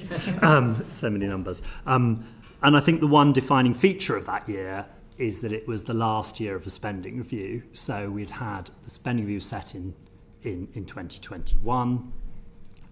This was now 3 years on. It was last year. We hadn't had another spending review. If we'd had another spending review, we'd have reset that year, as you do. And a really important improvement in our fiscal framework is we will now have spending reviews every 2 years. So that last year always gets reset to try and avoid this pressure, this idea of things getting unstuck. But Mr. Bowler, a number of us around this table have been watching public spending, including some of you on that table, for a long time. There was always an awareness there were great pressures in the system. Lots of things were delayed, put off for spending, promised but spending later, commitments that hadn't been quite crystallised, so therefore couldn't actually be budgeted against, but were liabilities coming up, other contingent liabilities. So it does seem extraordinary that this is a major material aspect wasn't picked up. It's fair that the OBR wouldn't know to ask for it. I think we kind of established that with them yesterday. Did it not occur to anyone in the Treasury that this was something that should have perhaps been flagged with the OBR more proactively? Yeah, look, I totally recognise that. I was trying to explain the difference between the top-down approach we'd had before and the bottom-up approach we're going to have now. And, no, but to be fair, we've had some very good directors of public spending and teams who are closely watching. In fact, departments sometimes complain how closely the Treasury is watching their spending. So did the Treasury take its eye off the ball because it was the late stage of the third year of the spending review period? Or why weren't these pressures being coming up through the system? So the particular focus of the OBR was in, when they were asked these questions, was in February. So that was before the year had started. And we're certainly aware of the issues there. We've published this document that sets all of that out in detail because we want to be very transparent about all of this. It was the case that in previous years, pressures had been managed down either by active steps, increasing in budget or reductions, or by underspends coming through. And it became very apparent that was not the case as we went into that year. Indeed, the pressures rose, and we document that in this document. And there's a chart in the budget. Far from departments underspending as they had pretty much consistently for the decade or so before, departments were spending was running ahead of forecast rather than below, and we set that out in the document. So both of those things were happening. And but you've got accounting officers in every department with the extra complication of an election looming, so they knew it was going to be coming in the financial year, and in the end it came. Parliament dissolved. Because the government carried on. Parliament dissolved in April. April, right? May. It was May. I'm running ahead of myself. So were all those accounting officers just missing something? The fact that there weren't the underspends, the fact that they weren't keeping an eye on the budget. Normally these pressures would just come up. No, not at all. So we're in constant contact with departments all the way through this, and the discussions going into at that time was a combination of pressures rising and what offsetting savings they could have, and it's in the document, but perhaps Mr. Smearing can clarify it. There's then the question of what's recorded at main estimates and what's recorded at supplementary estimates coming through in there. And as I think you've had, if not in your last committee, people like colleagues like the Home Office, who are very significant asylum pressure was coming through and growing, where the decision taken by ministers was to look at that into supplementary estimates later in the year rather than and work through it on that timescale. But Conrad, do you want to say? Yeah, all I add. So accounting officers were obviously aware of these pressures, and they were communicating them to the Treasury, and that exchange of information is one of the things which underlines the assessment of gross pressures, which is in the response to the OBR review that we've published. So the $9.5 billion that was mentioned at the time of the February challenge panel, and then rising to 16 billion by the time of the budget, and then rising to 22 billion by July. So accounting officers were already in discussion with the Treasury about how those pressures would be either managed or further funding would be provided. In a number of cases, the previous practice, for example in the asylum system, had been, because of the uncertainty of the pressure, to deal with that at supplementary estimates. So February of 25. Yes, exactly. Coming up in January, February 2025. And that's the basis on which they were proceeding. So I think, I mean, the sort of, to come back to the that's a significant amount for a supplementary estimate. That it more is than normal. I mean, that's absolutely the case, and I think, you know, John Glenn started by asking, well, what had changed, what was different this year? The size of the pressures and the fact, as the Permanent Secretary was saying, that offsetting changes to reduce those pressures did not start happening in the way that would have happened in the past, is the driver of the larger estimate. I don't want this to be an act of self-justification because I wasn't there earlier this year, but from the 12th up till the 12th of November last year, I was familiar with an ongoing process of Chief Secretary Chief Secretary of having pressures that one was carrying, and indeed numerous meetings were held, and it was a question of budgets that were there that we didn't know whether they would be spent or not. And I think it's very unfortunate we've got in a situation where the OBR and Treasury are deemed to have sort of been politicised through this. And I just want to get to the core of this, because ongoing pressures that a government has to manage never crystallise until a fiscal event when decisions are made. And unfortunately, what I'm concerned about is that it was convenient to characterise almost that the Chancellor's predecessor had made a choice to obfuscate and hide pressures. Now, I think what you've said today is that wasn't the case, that the unseasonal level of inflation and the costs going through the year meant that there was going to be a very tough spending review, rollover spending review, which is essentially was going to happen in all circumstances. But we were only 7 weeks into the fiscal year when the government left office on the 24th of May, essentially. What I'm trying to get at is that this characterisation of the previous government carrying a 22 billion black hole is at odds with the documents that were produced in good faith by all parties, chancellors and officials at the previous budget. And indeed, subsequently, the OBR's breakdown of that 22 billion demonstrates that it wasn't 22 billion. There were ongoing pressures, but it amounted to 9.5 billion, and there were further choices between the election and this budget. So, we have got to, I'm anxious to avoid a situation for the good of this country that the OBR and the Treasury aren't put into this position again. And I want reassurance that we are in that position now. Mr. Bowen. Yeah, so look, there's a lot there. Let's go in reverse order. Will we be putting this in position again? No, because we've made the changes to make sure that won't happen. Can I just say, it's still not clear to me, really, why you were in this position. Yeah. The last year of a spending review isn't an excuse. No. Well, I did try. I did try. So will we put this position again? No, because we've made sure that is the case, and that is about doing bottom-up forecasting of Dell rather than just top-down a single number, and a much bigger share of information. And there are 10 recommendations we've accepted. Yeah. Was it business as usual in there? No, it wasn't. And it's worth saying several things there, but the document that we've published that maps this all out, I think, sets it out most clearly. And the thing to say, as the OBR have said, and I don't think the OBR and ourselves are at odds on this, by the way. I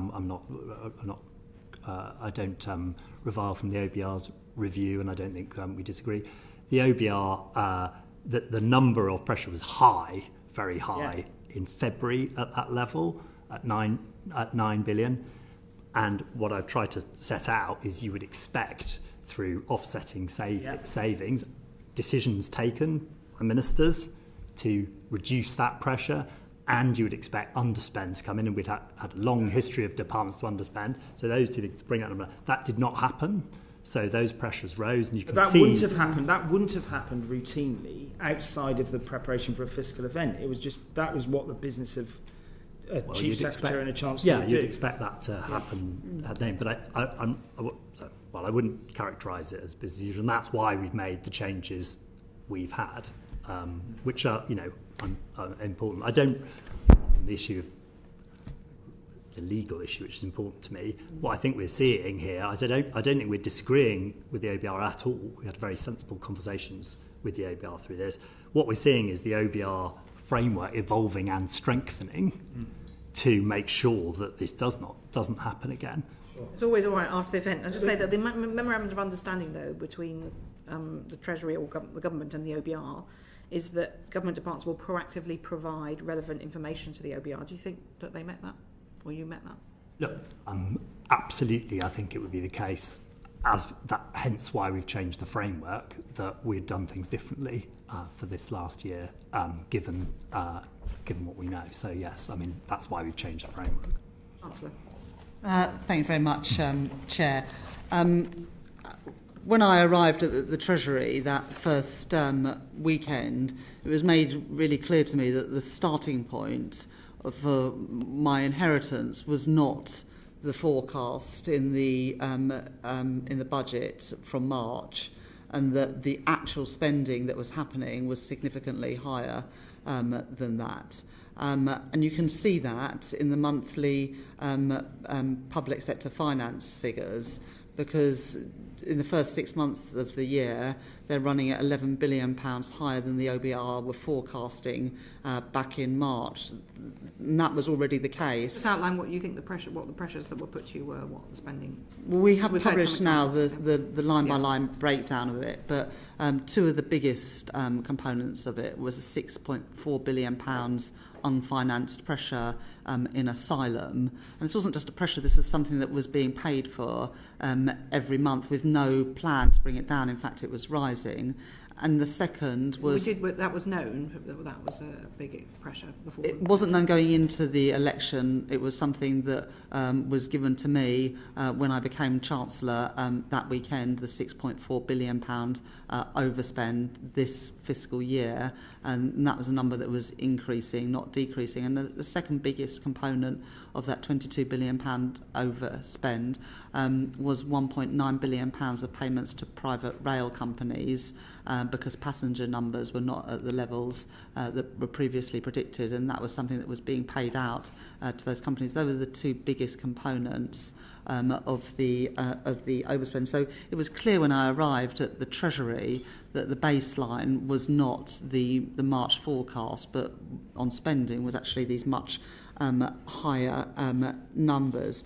In terms of the sort of what the OBR set out in their Dell review, we're using this number of a £9 billion overspend. I think it's just to be clear to understand that the reserve set aside in March, I think it was £12.7 billion. What the OBR is saying is that £12.7 billion, even at the time of the challenge meeting in February, had already been spent or allocated, and another £9.5 billion on top of that. By the time it got to the budget, and this is stuff that the Treasury officials have now published, that had reached £16.8 billion by the time of the budget, and £21.9 billion by the time I became Chancellor. I just also want to just sort of finish by saying, because I don't know what process was gone through at previous budgets, but I can just tell you that what we did in producing our budget totals and spending review totals was very much a bottom-up process, not a top-down Dell number, but going through each department. Now, I know that's different because it was a spending review rather than just a budget, but it was obvious in March that given what had happened to inflation in the preceding 2 or 3 years, that the spending totals were running much higher because of inflation. So just saying that, that there hadn't been a spending review, so you have to have a top-down number, I don't really accept that. We can go into this in more detail, and I think we've got to think about other things about the budget too. But I would just observe that when an official opposition is an official opposition, I wonder whether there is enough resource for an official opposition to get proper sight of things, because some of these pressures were apparent, or trends were apparent in accounts, but it can be difficult to pull that together. Do you think, as when you were Shadow Chancellor, that you had enough access to information and had sight of things? Obviously, you said you were surprised after the election to be presented with some of these figures. Were you aware even of the trend? I mean, you must have been aware of some of the trends, but what was the biggest and worst surprise for you, and what do you think could help an opposition be better prepared. We knew there were big pressures coming down the line. What we didn't know is that they were in the fiscal year that had already started. That was the big surprise, that the baseline that we were starting from did not reflect the true spending pressures. Just lastly say, we asked the Office of Budget Responsibility to make recommendations so that this could never happen again. I have accepted all 10 recommendations from the Office of Budget Responsibility so that this government, or indeed any future government, will not get into this position again. I mean, beyond the theatre of politics, I mean, what we saw here was, politicians of both parties in good faith dealing with officials, taking advice as best we could, and dealing with those pressures. Previous summer, we knew there were pressures, and we'd settled on terms of the workforces. And we asked those workforces by department, I remember having those conversations, to manage them within the budgets in that year. And so, the assertion that there was a quantum of 22 billion, none of which could have been managed through the ordinary work, perhaps I accept there was going to be some pressure, but it just seems quite wrong to assert that there was that number so definitively on the time you walked into office. Did you have a meeting when 22 billion was explicitly set out with the Permanent Secretary? Yes, that first weekend when I became Chancellor. Weekend. So there was 22 billion that first weekend? Yes. So my first meeting in the Treasury was on the afternoon of the 5th of July, on the Friday afternoon. We then worked all weekend, and it was that weekend that the 22 billion number was put to me when I was Chancellor of the Exchequer. Okay, and is that document being fully published? We have now published the line-by-line account of that £22 billion. That was what was published alongside the budget last week, and it was those numbers that I was taken through. You that maintain, first weekend. Chancellor, that number is, none of that could have been managed through decisions made by Chancellor in terms of departmental trade-offs and underspends. Well, on the 29th of July, I set out £5.5 billion of savings against that £22 billion. And in the budget, we announced, for example, £4.3 billion of savings on welfare fraud and error, the biggest ever package of welfare fraud and error. So we are making savings. We have made savings, but that you also made additional choices that were additional pressures during that period in July as well. If you're referring to public sector pay, well, two of those. Well, first of all, the remits given to the independent pay review bodies were given by the previous government, not this government. And when evidence of affordability was given, there was no number given around what was affordable, which my understanding is pretty unprecedented.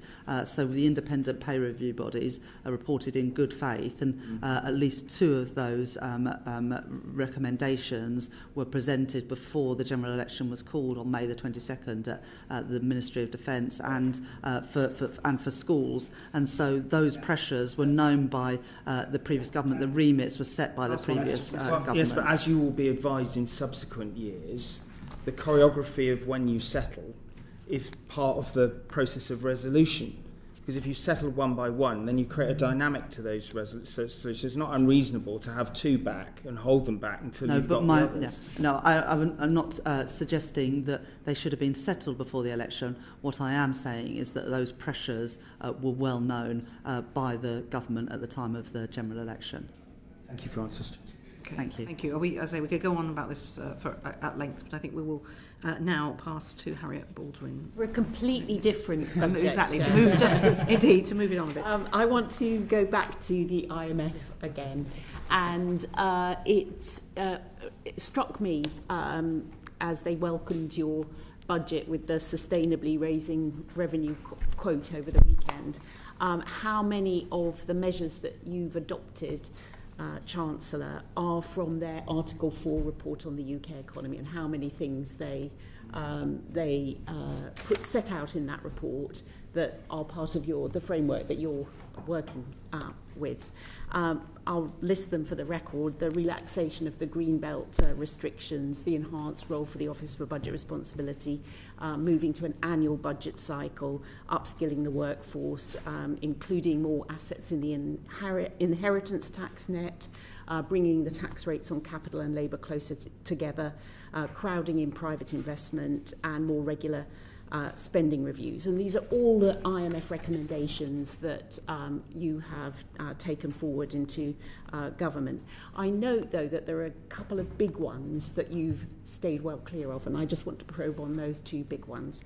One is one that you supported yourself in a paper that you published earlier in your career in Parliament, to overhaul council tax and replace it with a broad-based property tax. Is that something that you considered in this budget and you have rejected, or is it something that we can anticipate you will be considering in the future? It was one of the many things that was put to me as an option. It's not something that we wanted to take forward. People have gone through a massive cost of living crisis these last few years, and increasing council tax above the 5% increase a year that the previous government capped it as, I didn't think would be the right approach. But we were pleased with the sort of clean bill of health that we were given by the International Monetary Fund. They published their Article 4 report on the UK economy just as I was going to Washington for the annual meetings the week before the budget. So I hadn't seen their most recent Article 4 report, although obviously had read previous ones. But I think there are a number of things, as you rightly say, Dame Harriet, that we've done that the IMF have been calling for, both in terms of how to sustainably raise revenue and achieve that fiscal consolidation, which is much needed to get the debt and the deficit down, but also to raise the growth rate, which is something that they're very much focused on. So you looked at that, you've decided not to do it, and that won't happen in this Parliament. I'm not going to write 5 years' worth of budgets. Fair enough. I've just written one, but I would say that the commitments that we made in our manifesto are for the duration of this Parliament around income tax, employee national insurance, VAT, and indeed capping corporation tax at its current rate. The second big one that struck me you might do in this budget was around fuel duty, and you've actually extended the 5p off fuel duty for another year. The Office for Budget Responsibility highlights, the risk that eventually we won't actually have any fuel duty because we'll have all have moved to electric cars. And so are you planning during this Parliament to move beyond fuel duty and to introduce a system of road pricing? We're not looking at road pricing. I think you make a fair challenge. At the moment, though, the focus is trying to increase the uptake of electric vehicles. We've fallen behind the target that the previous government set for the rollout of electric vehicles, and that has an impact as well on manufacturers who will be fined under the rules of the previous government set out for not selling a certain proportion. I think it's 80% by 2030 of electric vehicles. So one of the things that we would try to achieve in the budget was to keep those incentives and enhance those incentives for the take-up of electric vehicles. Although on fuel duty, there are two reasons why I decided to not increase fuel duty or indeed reverse the cut that was introduced during the pandemic. And that was partly because the cost of living crisis is still biting. Look, inflation's come down massively, but obviously that higher level of prices is locked in, and the higher interest rates, which are, have come down since the election, but they're still at much higher levels than when people took out their mortgages, that it was the wrong thing to do. It was actually be a 7p increase if we reverse both of those things. And second, with everything going on in the Middle East, this felt like the wrong time to start increasing fuel prices, because we don't know what's going to happen in the next few months months with the conflict in the Middle East, and I didn't think under that backdrop of huge uncertainty that it would have been the right time to do that. But it is baked in for next year. It is baked in, as it was for the previous government, but it did not feel, given the cost of living challenges that families and businesses continue to face, and given the uncertainty in the Middle East, that it would have been the right policy approach at the moment. And the final recommendation the IMF had was that the family home should attract capital gains tax on sale, and I assume you've ruled that one out. We'll not be doing that. Okay, thank you. Thank you very much, Tim Harriet. And I would just say, I'm sure the Chancellor would love to be here for a lot longer, but if the Chancellor could answer slightly shorter, and Bobby Dean is going to be an exemplar in shorter questions from the committee, we will give the Chancellor time for a cup of tea before votes. Not that we're necessarily worried about having a cup of tea before votes, but we're nice people.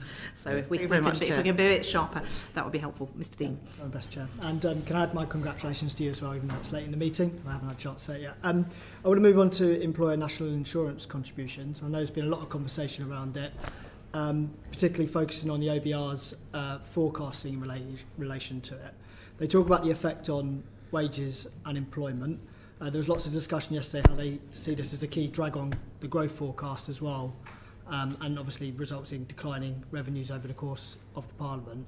Now, you indicated earlier on that you kind of accepted the OBR's forecast, and you might have some come back later on with policies like planning reform adding into that growth forecast. But do you accept their analysis and their assessment of the impact on wages and employment over the forecast period?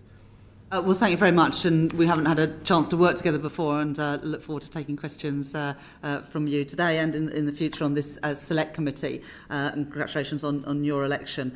I'm not going to dispute the independent analysis of the Office of Budget Responsibility. I've got a huge amount of respect for the work they do and the detail that goes into their forecasting. When we inherited the fiscal position that we inherited, we had to make some difficult choices about how we were going to plug that gap between the amount of money that was being spent and the spending plans that we inherited and what we had coming in. Now, look, there were some people who said that the previous government cut national insurance on employees under a false pretense, the pretense being that the money was there to actually be able to afford those cuts to national insurance. So there were some people who argued, including the former Bank of England Governor Mervyn King, that we should just take employee national insurance back to where it was before. I think that would have been the wrong approach for two reasons. First of all, it would have been in direct breach of our manifesto commitment, and I do think trust in politics is really important. But second, to put all of that burden directly and immediately on working people that they would see in their payslips, I thought that was the wrong approach. Now, what we've done with the increase in employer national insurance is leave it to the business to work out how to absorb it. Now, businesses are amazingly creative and have great ingenuity. And one of the things they do really well is drive efficiency and productivity performance. And so some of this increase in national insurance will be absorbed through efficiency and productivity gains. Some of it will be absorbed through profits. And as the OBR say, there will down the line be an impact on wage growth. Although I'm really pleased that if you look at as a whole of the package of measures that we've announced, wages increase, real household disposable income increases, in sharp contrast to what we saw under the last government, which was the worst parliament on record for living standards. I'll just say one other thing. When we put together the plan that we presented at the budget on national insurance, I listened really carefully to what the Federation of Small Businesses have said, and that's that small businesses struggle most with national insurance contributions. And so we increased the employment allowance from £5,000 to £10,500. So a NICS bill that would have been less than £10,500, you don't pay any NICS whatsoever. And that means around 1 million smaller businesses are either paying no more national insurance or indeed less national insurance than they were previously. So we were pleased, and that's one of the virtues of the way we put together this package. Yeah, clearly it was a choice, but you had many economic choices in front of you, but maybe narrowed some of your political choices by what you'd said in advance of an election, the commitments you made in your manifesto.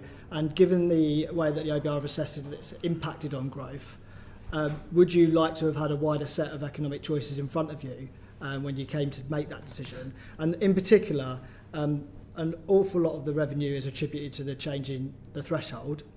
and that's had a particular impact on low-wage workers. We heard yesterday how it means that almost every income level is going to feel worse off by the end of this Parliament once you take into account all the tax and benefit changes. I'm referring to Resolution Foundation research in particular. So are you concerned about how this change has impacted low-wage workers, particularly those in sectors like hospitality and retail? I think it's really important to note that there is a floor beneath which wages can't fall, and that's gone up by 6.7% for the national living wage increase, and it's gone up by more for workers aged between 18 and 21. So the lowest paid workers will not see any of the national insurance increase passed on to them, because it would be illegal to take wages below the floor. So there is that protection there for the lowest paid workers.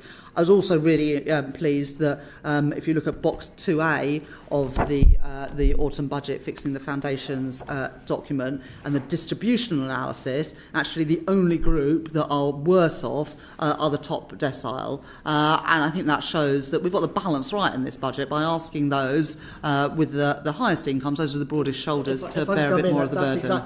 That's exactly the graph that I dispute, actually. I think you might be talking about this one here. But the IFS... This is 2A, yeah. Okay, yeah. I've got 1A actually in front of me, sorry. But the IFS said yesterday that that distributional analysis, I'm talking about figure 1.A, didn't include the impact of the national insurance contribution changes. And Resolution Foundation, when they made an attempt at this themselves, you're right about the spread being similar, but everybody ends up losing out in some respects. So I don't know if you've got further comment about the way that change was implemented, in particular threshold, having that impact. Let me say something about that, and then I want to answer the earlier question about the choices that you rightly said we did have choices about the way in which to plug this gap. So the way the Treasury has always done their analysis has looked at direct taxes on people and also the impact of spending decisions on people, because the extra money for the NHS is felt by patients that use the NHS, and the extra money for schools is felt by people who have got children at state schools. So that's how the Treasury has always done their distributional analysis. And maybe I'll pass to Will to say a little bit more about that. But I do want to come back to this issue that you rightly say, Mr. Dean, about choices. Mr. McFarlane. Really just echoing what the Chancellor said, the approach we've taken in I think you've got 1A from the distributional analysis document. The Chancellor's got the same chart repeated in 2A in the Red Book, so they're exactly the same. That is the approach we've taken consistently under the previous government as well, to modelling the direct impact on households of changes in taxes and benefits that impact directly on households, and also because of the data available to the Treasury on public spending, where the years for which we've set public spending plans, the benefit effectively that flows to households across the income distribution and typically from public services further down the income distribution. So we are able to present it like that. It's consistent with what we've done previously. To take resolutions analysis, I know Dr. Brewer spoke to you yesterday.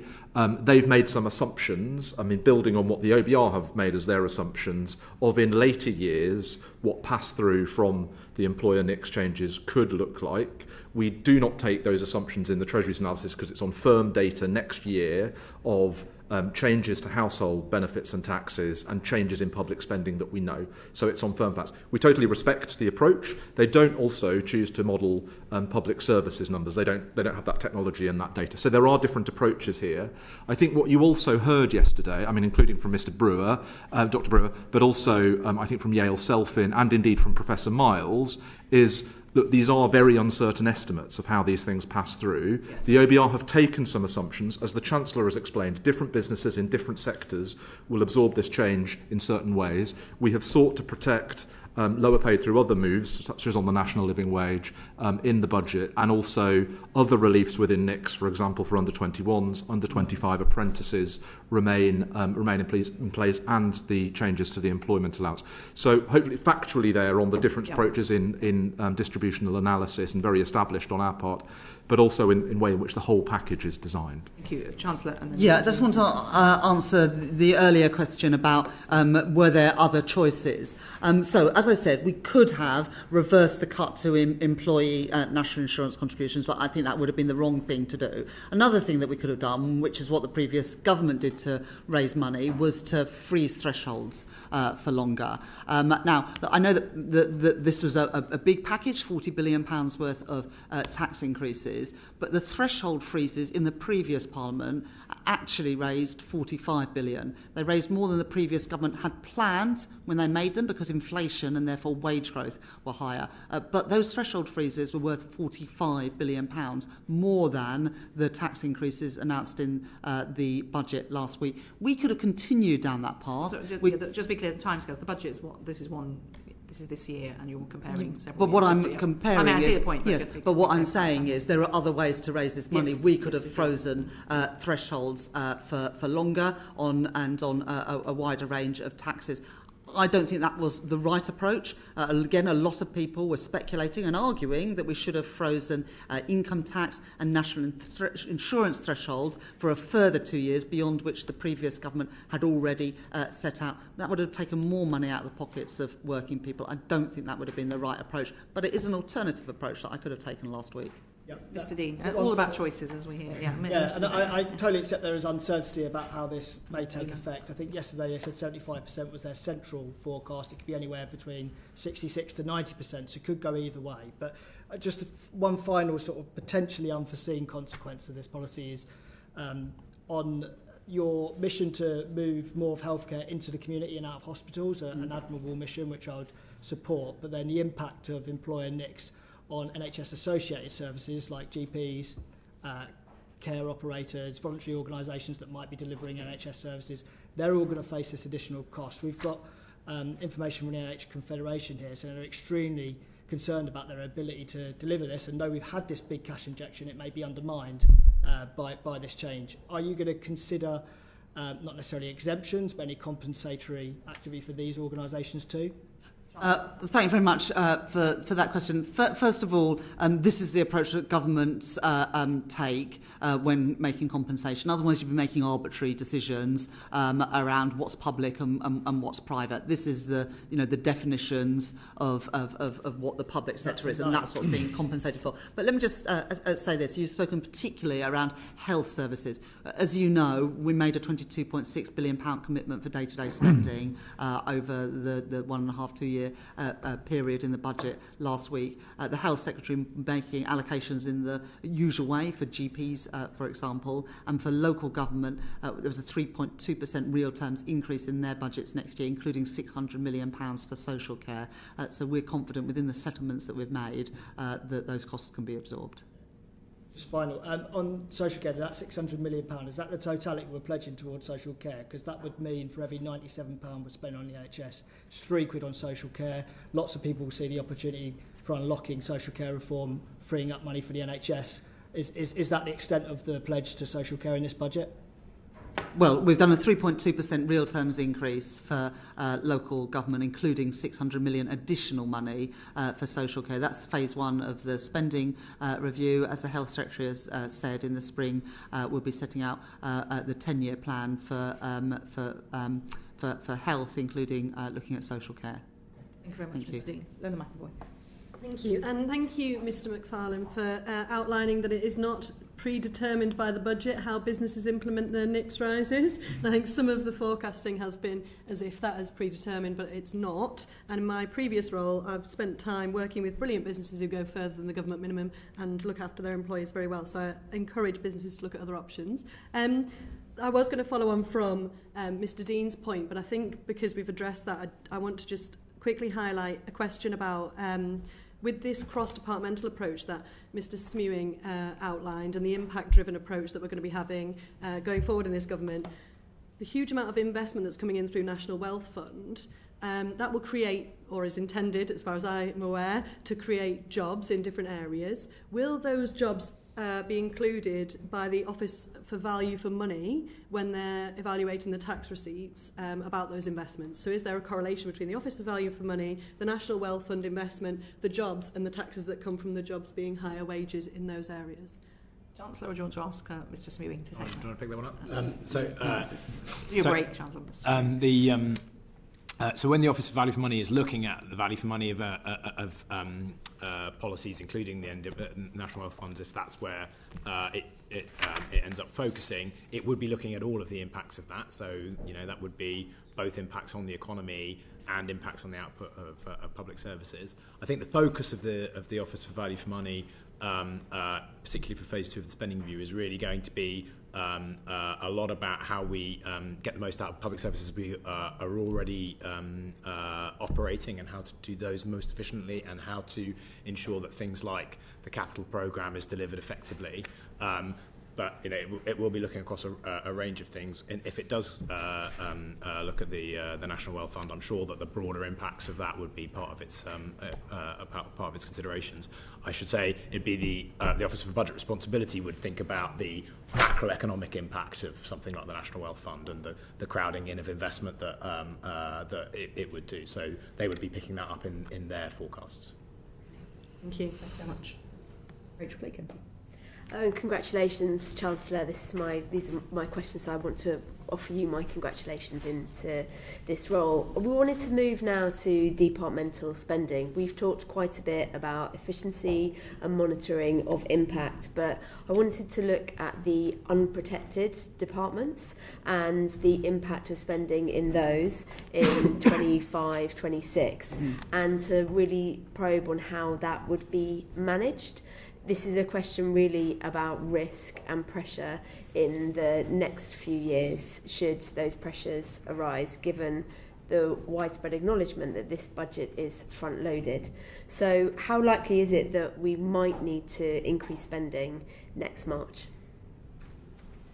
We've now set the envelope for spending for this Parliament, and we're not going to be coming back with more tax increases or indeed with more borrowing. We now need to live within the means that we have set ourselves in the budget and those allocations of spending totals. Just in terms of what that package means, day-to-day spending is now forecast to grow at an average of 2% per year in real terms between 23-24 and 29-30, and obviously we've already announced the first sort of year and a half worth of those allocations. So this is a significant increase in spending, both in terms of day-to-day spending, but also crucially in capital spending, which can help drive productivity and efficiency improvements in day-to-day spending as well. Can I just come back on social care, which we've started to talk about here? We've looked at the front-loading of spending, particularly on the Department of Health, and the 600 million specifically into social care. What assessment has been made of the level of interaction between health and social care, and how we might see the benefits of that front-loading from health feeding into efficiency within social care?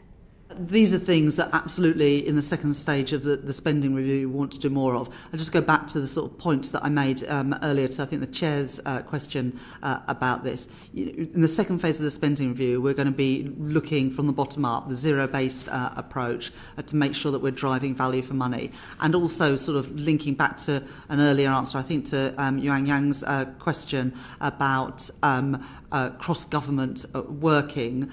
It's really important in the second phase of the spending review. We're not just looking at this department by department, but we're looking at the outcomes, and that's what the mission boards and the mission approach to government should enable us to deliver. Because you're absolutely right that spending on social care through local government can reduce pressures in the health budget, and so it is important, as we go into the second phase of the spending review, we look at outcomes, not just departmental silos. Very much. Thank you very much. John Bennett. Could I ask about the tax view you have about competitiveness and tax? If you add up the increases in national insurance, the retention of the corporation tax rate, the changes to CGT, and other changes to business property relief, obviously you made a lot of emphasis about the distributional impact of it. But in terms of those that invest in the UK being concerned when they also think about the 5 billion from the Employment Rights Act as well, is there a sort of concern, and how are you managing that concern and evaluating the overall impact on those that are prepared to invest? Because a lot of emphasis of this budget has been about investment in public sector reform, which you've given a reasoned analysis of why, in terms of getting people back to work, etc. But what's the bottom line in terms of the impact and increases in tax? 179 billion is a lot. Is there a limit on how high taxes can go? This budget was a reset budget. We're not going to be repeating a budget like this again. No, I said to Dame Harriet, I'm not going to write 5 years worth of budgets. Imagine if that had been done in 2019. So might have had all the tax increases that we had. Taxes then? Well, look, it would be naive to try and guess. You started this session, Mr. Glenn, with uncertainties about what's happening in the global economy. I'm not going to write 5 years worth of budgets now, but we have now drawn a line under the unrealistic path for public spending, and also the trajectory for public finances, and put those on a firm footing. In terms of what I would say to business, alongside the budget last Wednesday, we published a corporate tax roadmap, which has been widely welcomed by business, capping corporation tax at its current rate of 25% for the duration of this Parliament. There were numerous changes to the rate of corporation tax in the last Parliament, which was not good and not welcomed by business. Alongside that, a commitment again for the permanent full expensing, and also the £1 million annual investment allowance, and the R&D budget, £20 billion next year. We also published a consultation on business rates as we move to a fairer system there, but also a system that encourages in investment. We had to raise money in the budget last week. I think we've done that in a balanced way, balanced when it comes to what we've done on carried interest and capital gains tax, etc. as well. Can I just ask you one specific question about the APR changes that you brought in? Because I see that we're talking about the 3 million relief, and then which the Prime Minister spoke about at PMQs. But would you not accept that even if you want to target it at large wealthy people who buy vast tracts of land, that you could have looked at business asset rollover relief, and if you had a higher threshold, you would then save, even up to 5 or 7 million, you would save a large number of farms that just do not have the liquidity. And the only way they can secure that liquidity is to sell land, which is part of the food production, food security, national security equation. Is there any scope for the business asset rollover relief, whereby people sell businesses, put it into land, secure the deferral of CGT by buying additional assets, could be used as an alternative mechanism? And the apparent lack of an assessment of how far that affects functioning food producers in this country, is alarming a lot of people. I recognise the imperative around raising more money, but the impact on this, despite your commitment to save the DEFRA budget, is quite profound to the countryside.